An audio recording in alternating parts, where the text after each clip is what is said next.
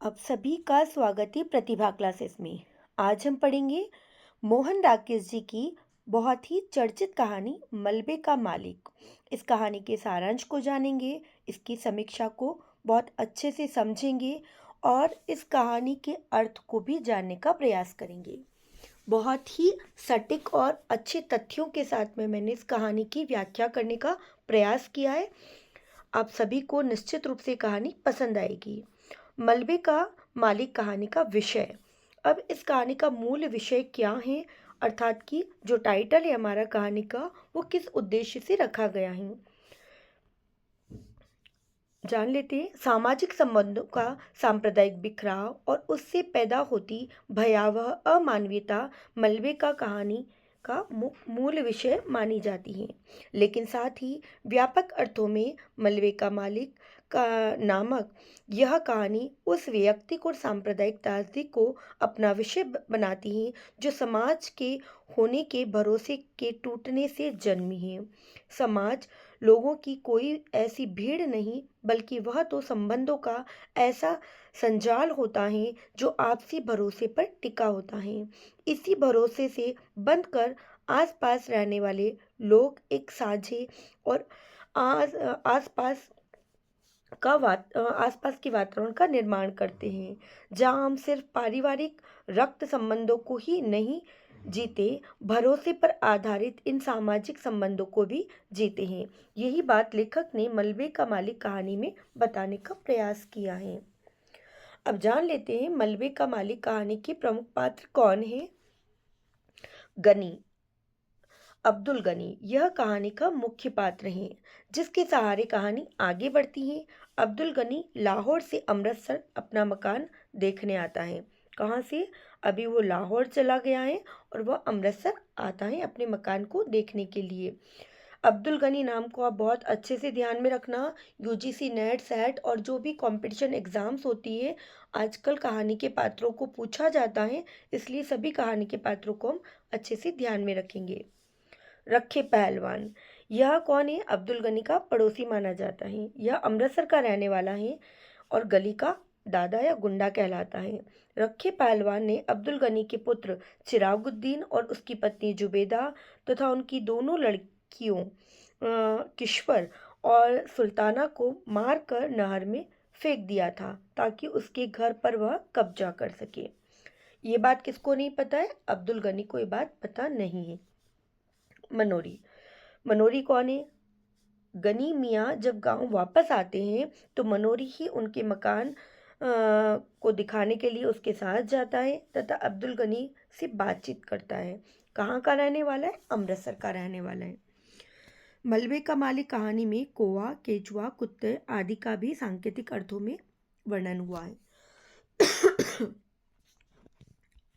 मलबे का मालिक कहानी का सारांश।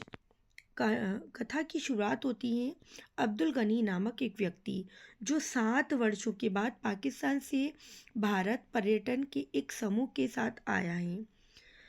हॉकी का एक मैच देखने के लिए आता है, लेकिन यह मैच तो एक बहाना भर था। असल में वह अपने उस घर को देखने के लिए आता है जो देश के बंटवारे के समय वह छोड़कर कहाँ चला गया था?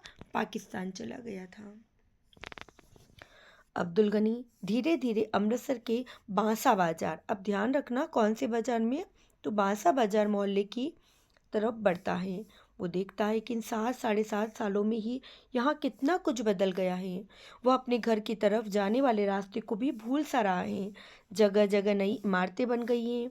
हालांकि बीच बीच में ऐसे मकान भी दिख रहे थे जो दंगों के समय जलकर खाक हो चुके थे। वह गली के मुहाने पर पहुंचकर भटका हुआ सा खड़ा हो जाता है। तभी उसे एक युवक दिखलाई पड़ता है, जो देखते ही उसे पहचान लेता है और कहता है अब्दुल गनी। वह भी उसे देखकर कहता है मनोरी। वह मनोरी अब्दुल गनी के परिवार का एक पड़ोसी था। मनोरी मनोरी भी अब्दुल गनी के बताने पर कि वह लोग भी पहले उसी गली में रहते थे। उसका बेटा चिराग उनके घर का दर्जी था। अब्दुल गनी को पहचान लेता है और उससे उसका हालचाल पूछता है। मनोरी उसके आने का कारण पूछता है तो अब्दुल गनी कहता है कि चिराग और उसकी बीवी बच्चे तो अब मुझे नहीं मिल सकते, मगर मैंने सोचा कि अब एक बार उस मकान की सूरत देख लूं। और वह बोलते बोलते अब्दुल गनी की आंखें भर जाती हैं। मनोरी ने अब्दुल गनी की बाहें अपने हाथों में ली और बोला, चलो मैं आपके घर की ओर ले चलता हूँ, जहाँ भी अब्दुल गनी का नया बनाया हुआ मकान हुआ करता था। अब वहाँ टूटे फूटे मकान के मलबा जो है वो इकट्ठा है। मनोरी ने उसी मलबे की तरफ इशारा करते हुए अब्दुल गनी से कहा, वह था तुम्हारा मकान। अपने नए बने मकान को इस हालत में देखे जाने की कल्पना उसने नहीं की थी। उसके मुंह से भी निकला, मलबा। इसके बाद मनोरी ने बताया कि उसके मकान को उसी समय आग लगा दी गई थी जब दंगे भड़क रहे थे। लेकिन मनोरी ने अब्दुल गनी को यह नहीं बताया कि घर को आग लगाने से पहले उसके बेटे चिरागुद्दीन को घर से बाहर, गली के बाहर रखे पहलवान ने अपने साथियों के साथ मिलकर बड़ी ही निर्ममता से मार डाला और उसकी बीवी और दोनों जो बेटियां थी उसकी लाश को पानी में बहा दिया, नहर के पानी में। ये बात उसने अभी उससे छुपाई थी। कहानीकार ने सामने पढ़े अपने घर के मलबे को देखकर अब्दुल गनी की विचलित स्थिति का वर्णन करते हुए कहा है, गनी छड़ी के सहारे चलता हुआ किसी तरह मलबे के पास पहुंचा। मलबे में अब मिट्टी ही मिट्टी थी, जिससे जहां तक फूटी जली हुई ईंटें झांक रही थी। लोहे और लकड़ी का सामान इससे कब का निकला जा चुका था। केवल जले हुए दरवाजे, खिड़की, चौखट आदि ही बची थी। पीछे की तरफ दो जली हुई अलमारियां, खालिक पर सफ़ेदी हल्की हल्की सी उभर आ रही थी। उसके घुटने जैसे जवाब दे रहे थे। और क्षण भर बाद उसका सिर भी चौखट से जा सटा और उसके मुंह से बिलखती हुई सी आवाज़ निकली, हाय वो चिरागुद्दीन। मतलब कि अब्दुल गनी को अपने बेटे चिरागुद्दीन की याद आई।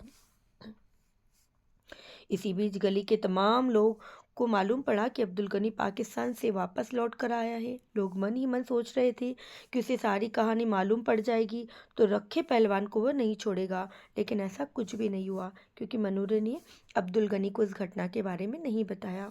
रखे पहलवान उसका साथी वहीं थोड़ी दूरी पर स्थित कुएं के पास पीपल के पेड़ के नीचे बैठे सब कुछ देख रहे थे।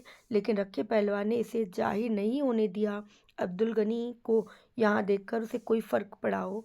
लेकिन उसका साथी चिंतित था कि अब्दुल गनी को सारी कहानी मालूम न पड़ जाए। अब्दुल गनी टूटे फूटे मकान और बेटे चिरागुद्दीन की मातम को देखकर मातम मनाकर वापस लौट जाता है। मनोरी ने उसकी बाह को अपने हाथ में पकड़ा हुआ था। दोनों उसी कुएं के पास से गुजरते जहाँ रखे पहलवान बैठा हुआ था। अब्दुल गनी ने उसे एक नज़र देखकर पहचान लिया। मुस्कुराते चेहरे के साथ उसकी तरफ अपनी दोनों बाहें खोलकर बढ़ा दी। रखे पहलवान का गला सूख जाता है, उसकी जबान अटक जाती है। उसके बेटे और उसके अपने साथियों के साथ बड़ी निर्ममता से कत्ल किया था, इस सच से वह अनजान है। और उसी का बाप अब्दुल गनी आज उसकी तरफ एक पड़ोसी होने के नाते अपनी बाहें फैला रहा है। रखे पहलवान से गले मिलने की कोशिश करता है। इस सवाल के साथ ही रखे, ये सब क्या हो गया? तुम लोगों के रहते मेरा बेटा और अपने परिवार सहित कत्ल कर दिया।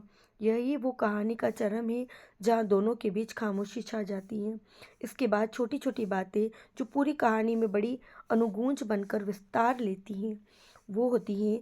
पहली, अब्दुल गनी अपने बेटे की मौत का मातम मनाकर ये मानकर वापस पाकिस्तान चला जाता है कि उससे घर में रहने की गलती नहीं करनी चाहिए थी। उसे मदद के लिए रखे पहलवान समेत अपने पड़ोसियों से मदद लेनी चाहिए थी। देखो, बड़ा ही मार्मिक दृश्य लेखक ने यहाँ बताया है कि उसी रखे पहलवान ने जिसने अब्दुल गनी के बेटे को मारा है, चिरागुद्दीन को, जब पड़ोसी होने के नाते उसे सबसे ज़्यादा विश्वास किस पर माना जा रहा है?